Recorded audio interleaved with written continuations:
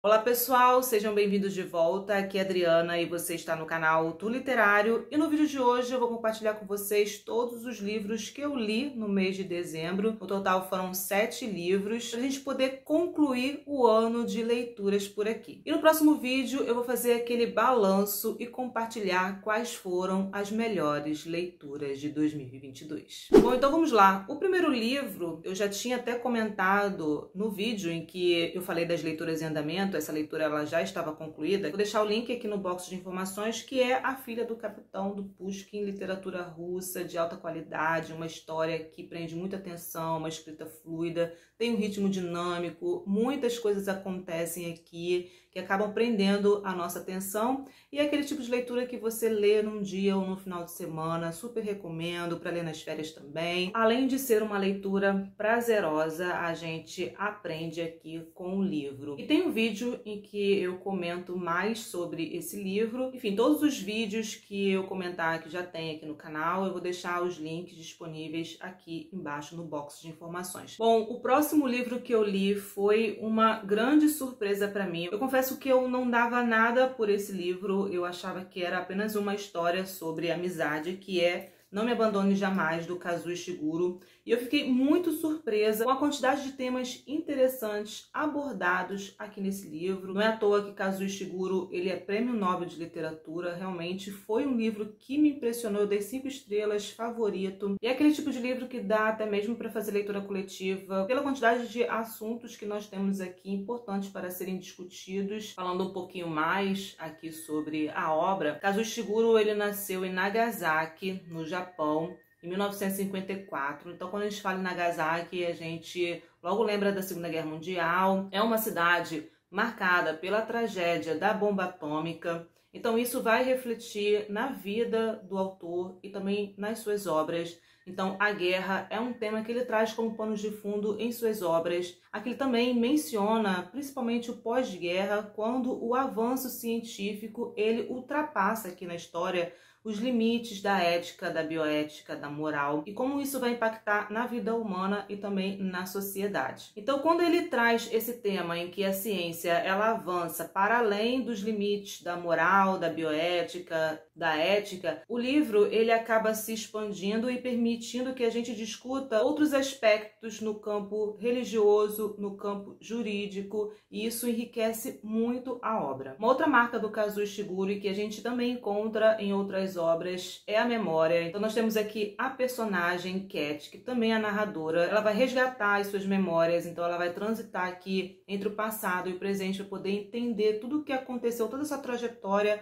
até o momento presente, como ela chegou naquele momento da vida dela. Então ela traz essas lembranças da infância, da adolescência, até o momento atual. E quando ela faz esse resgate da memória, ela também conta a história de amor e amizade com outros personagens, como a Ruth e o Tommy. Então esses são os personagens principais aqui, a gente acompanha toda a história de vida deles. O livro ele também tem muitos mistérios, muitos segredos sobre a identidade desses personagens, e ele vai entregando somente aos poucos. Então isso é algo que acaba prendendo a atenção do leitor. Eu, por exemplo, fiquei presa ao livro. Teve um dia que eu não consegui desgrudar enquanto eu não finalizasse. E ao avançarmos na leitura, a gente consegue montar esse quebra-cabeça e descobrir o que está acontecendo, o que torna a história ainda mais impressionante. Então, realmente é aquele tipo de livro que vale a pena você ler sem saber o que está acontecendo, porque ele carrega, né, todos esses mistérios, esses segredos, e o interessante da obra é porque ele vai entregando aos poucos, e isso aguça a curiosidade do leitor. Espetacular, e principalmente sobre os temas aqui abordados. É um livro também que vai falar sobre a importância da arte na vida aqui desses personagens, e essa também foi uma parte que me impressionou bastante. Faz todo sentido aqui para a história. As crianças aqui, elas moram numa espécie de internato, elas não têm pais, então elas são criadas ali pelos seus professores, que são chamados de guardiões, e elas acreditam que são especiais, que elas recebem também uma educação especial. Então essa escola, ela fica isolada do mundo externo, elas não conhecem outras formas de viver a não ser essa, e que elas estão sendo formadas, né, nesse Instituto Hellsham. E nós, leitores, enquanto estamos acompanhando aqui que a vida desses personagens, a gente fica se questionando por que eles estão agindo de certa maneira, por que eles não reagem de tal forma, mas eles acabam aceitando tudo com muita naturalidade, porque foi dessa maneira que eles foram criados, né? Que eles foram educados. Aquilo ali para eles acaba sendo a normalidade. Bom, é um livro também que vai falar sobre a finitude da vida, sobre a inevitabilidade da morte. Então isso tudo está relacionado com a forma que eles são criados ou a maneira de viver e enxergar o mundo. Bom, então é uma leitura espetacular, superou totalmente as minhas expectativas, como eu falei, né, dei 5 estrelas, e foi um dos favoritos do ano, já nessa reta final, que eu não dava nada, né, por essa leitura. E eu já quero ler outros livros do Kazuo Ishiguro, o próximo provavelmente será Os Vestígios do Dia, então deixo aqui essa recomendação que é um livraço. E como eu tinha entrado de férias, eu peguei alguns livros mais curtinhos para poder ler, e já adianto que alguns eu gostei muito e outros não funcionaram para mim. Por sinal, um desses livros é favorito da maioria das pessoas, mas infelizmente não foi uma boa experiência para mim, ou pelo menos eu acho que não era o momento certo para aquela leitura. Um outro livro que eu finalizei e que particularmente não funcionou para mim, eu não gostei, foi No Teu Deserto, de Miguel Souza Tavares. É um livro bem curtinho. Bom, e com relação à minha experiência de leitura, esse livro, os personagens, eles não me convenceram. Na verdade, eu achei o final plausível, mas o decorrer aqui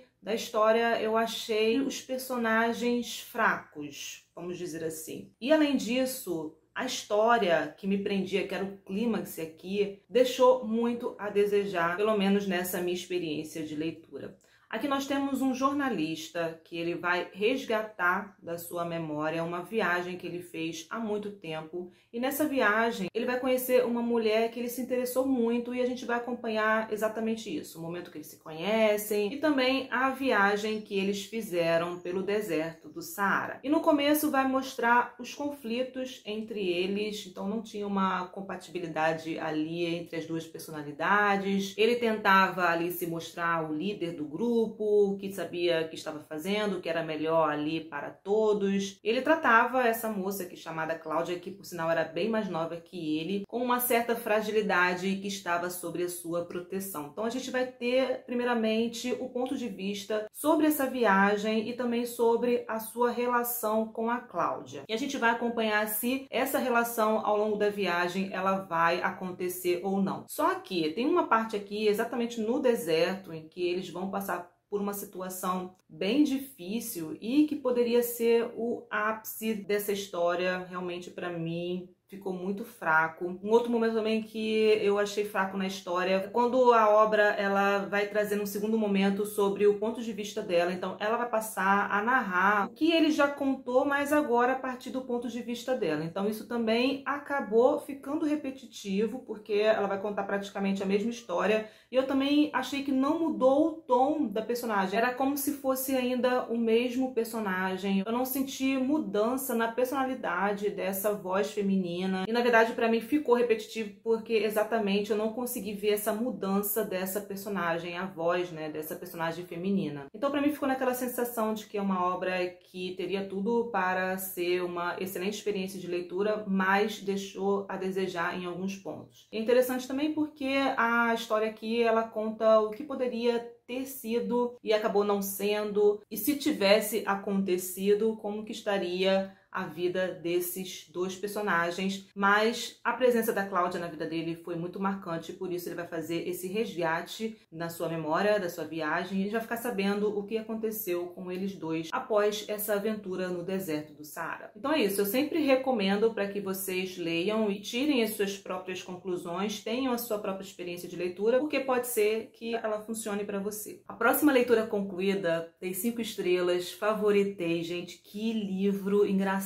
divertidíssimo, que é A Morte e a Morte de Quincas Berro d'Água. Espetacular, livro curtinho, você lê em um dia, em algumas horas, vale muito a pena. A leitura de férias também vai ser espetacular, porque você vai se divertir. E aqui a gente acompanha a história de Quincas, sobre a morte dele, porque tá aqui no próprio título, né, a morte de Quincas Berro d'Água. Logo no começo, nas primeiras páginas, vai falar, né, que ele morreu, e a partir daí que a história ela se desenrola, por isso que isso não é spoiler. Porque Quincas Berro, na verdade, ele se chamava Joaquim Soares da Cunha. E Joaquim, ele era um homem muito respeitado ali na vizinhança, ele era um funcionário público, então era um homem que falava sobre política, sobre o tempo. Só que quando ele fez 50 anos, ele resolveu abandonar a família, abandonar a vida ali, aquele estilo de vida que ele vivia, passou a viver pelas ruas da Bahia. Então é interessante também porque a história vai mostrar os locais por onde Quincas Berro d'Água ele passa. Então ele passa a se chamar Quincas Berro d'Água e a gente entende o porquê disso, vai contar exatamente o momento em que ele passa a ser chamado por esse nome. Então ele passa a viver com os patifes às margens da lei e da sociedade. Então ele vive ali também como um vagabundo, né, como a própria expressão aqui do livro, uma vida com muitas bebidas. Então ele é encontrado de manhã cedo em alguma rampa, estirado no chão, de tão bêbado que ele ficava. Então ele era muito conhecido ali, inclusive era visto como um líder, um pai para esses novos amigos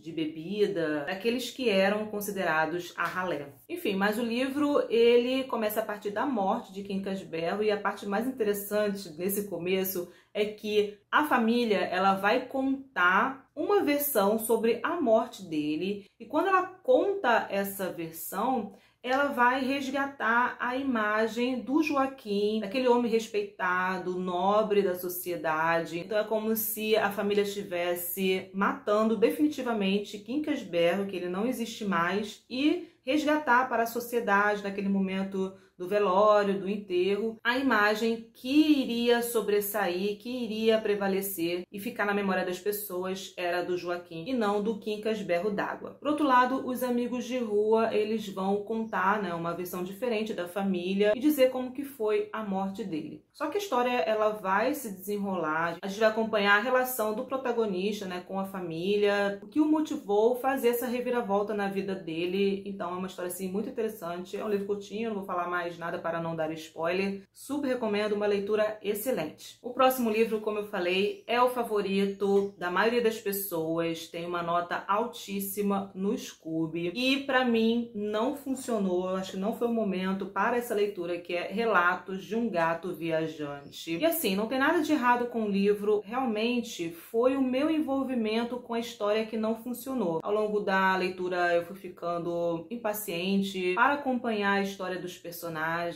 Tem a parte final, né, que é comovente, que é tocante, mas ainda assim eu senti aquele momento que parece que na própria escrita ele traz esse apelo mais emocional. Por outro lado, para mim, isso ficou forçado e eu também não consegui me envolver. Por exemplo, a história de vida aqui de Satoru, né, que ele vai contar algumas épocas da infância, da escola, com alguns amigos, alguns traumas, mas essas partes, por exemplo, eu não consegui me envolver. Confesso que eu achei bem chata esse momento do resgate da história da vida dele, de acompanhar. Essa foi uma parte que eu falei, eu fiquei sem paciência porque eu não conseguia me envolver. E algo também que não me pegou é a própria voz aqui do gato ao acompanhar a história de vida do seu dono. Não pela questão da gente ter esse contato com o pensamento do gato, né? Saber o que ele pensa, as opiniões dele, não com relação a isso, mas da maneira como isso foi passado também foi algo que eu não achei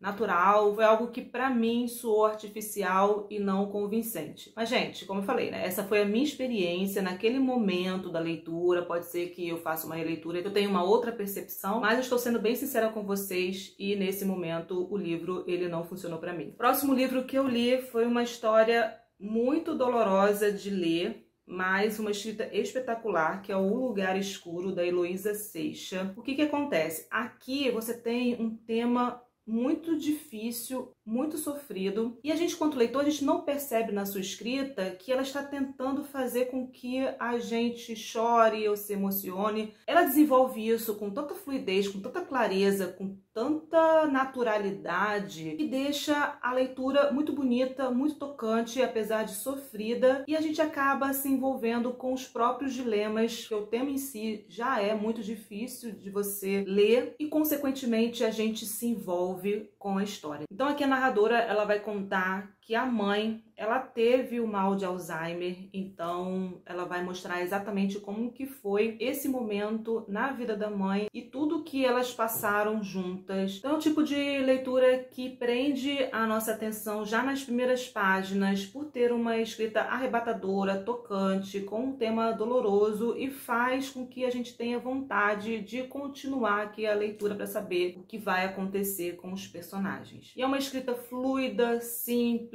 e ao mesmo tempo sensível, poética e com uma clareza que deixa a experiência de leitura ainda mais marcante. Bom, então ela vai falar sobre o envelhecimento da mãe e que ela foi acometida pelo mal de Alzheimer, e ela vai fazer um resgate de história de vida da mãe, contando como ela era, sobre a personalidade, sobre as qualidades, os defeitos, a relação com a família. Então a gente acaba se aprofundando e entrando em contato com essa personagem, né, com a mãe, os traumas que ela passou ao longo da vida dela, e isso vai nos aproximando, deixando a leitura ainda mais dolorosa pela situação que ela está passando. Então aqui ela vai comentar sobre os primeiros sinais que a mãe começou a apresentar, né, de esquecimento, dando esses sinais de alerta que ela estava com Alzheimer, até o exato momento em que teve essa certeza por uma situação totalmente atípica do dia a dia ali. Então ela percebeu que a mãe estava com Alzheimer. E ela vai contar também sobre alguns casos de loucura que teve na família. Então, com relação a esses sinais de alerta, a filha, ela vai contar alguns episódios de esquecimento da mãe, alguns lapsos que com o tempo eles foram aumentando e precisando ali de mais atenção. Então aqui ela vai destacar, por exemplo, o aparecimento de repetições na fala, no comportamento. Conta aqui também as dificuldades que a mãe teve de encontrar a casa, ela acabou se perdendo ali no quarteirão. E o que deixa a leitura dolorosa é que a filha, ela conta como ela foi assistindo e acompanhando a degradação mental da mãe e a decomposição tanto da mente como do corpo e os momentos difíceis dessa doença para toda a família. Então assim, é um tema bem triste, doloroso. Eu fiz essa leitura com um aperto no coração, mas vale super a pena conhecer a escrita, a história. Deixo aqui as minhas recomendações. E por último, eu finalizei a leitura desse livraço, A Sociedade do Anel. Concluí, nada melhor do que entrar de férias, então vou dar continuidade. Em janeiro eu começo o livro 2. Estou no momento em que Frodo e toda a sua comitiva, elas estão a caminho para o destino do Anel. Então muitas coisas aconteceram nessa reta final do livro, né? Então já apareceu aqui Galadriel, eu achei esse momento sensacional. Então vou continuar aqui com as aventuras de Frodo e toda a sua comitiva para saber, né, o que vai acontecer, qual será o destino do Anel. Vou aproveitar também para assistir ao filme. E tem sido uma experiência muito agradável. Eu adoro o momento em que eu pego esse livro para ler, porque eu sei que vai me transportar para a história, porque eu sei que eu vou me deliciar com as aventuras, com o que está acontecendo.